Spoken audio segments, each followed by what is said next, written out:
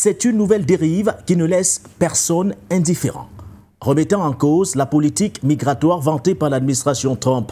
Avant son retour à la Maison-Blanche, le républicain disait vouloir stopper le flux migratoire vers les États-Unis en expulsant 11 millions d'immigrés illégaux.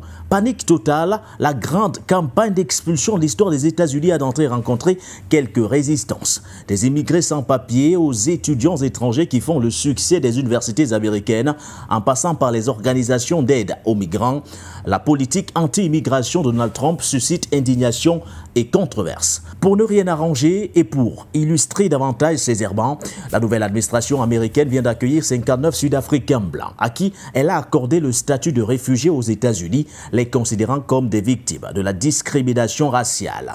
Pour se donner bonne conscience, Donald Trump, au mois de février dernier, reposait cette réinstallation des Afrikaners sur une loi foncière introduite par Pretoria et qui vise à faciliter l'expropriation des terres par l'État dans l'intérêt public.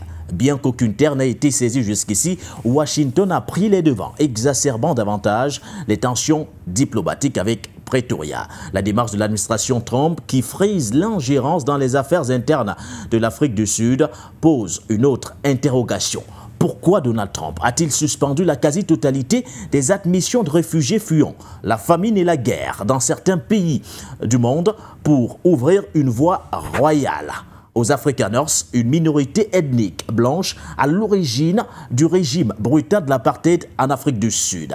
Sur place aux États-Unis, les critiques ne manquent pas. Comment sommes-nous passés des arrestations massives à l'argent offert aux migrants clandestins pour s'auto-expulser à l'accueil de nouveaux réfugiés? Dans les rangs des associations de défense des immigrés, l'Église épiscopale a annoncé qu'elle ne travaillait plus avec le gouvernement fédéral sur les réfugiés. Il a été douloureux de voir un groupe de réfugiés choisis de manière très inhabituelle recevoir un traitement préférentiel par rapport à beaucoup d'autres qui attendent dans des camps de réfugiés ou des conditions dangereuses depuis des années. Pour les démocrates, Donald Trump est avant tout motivé par des calculs politiques individualistes.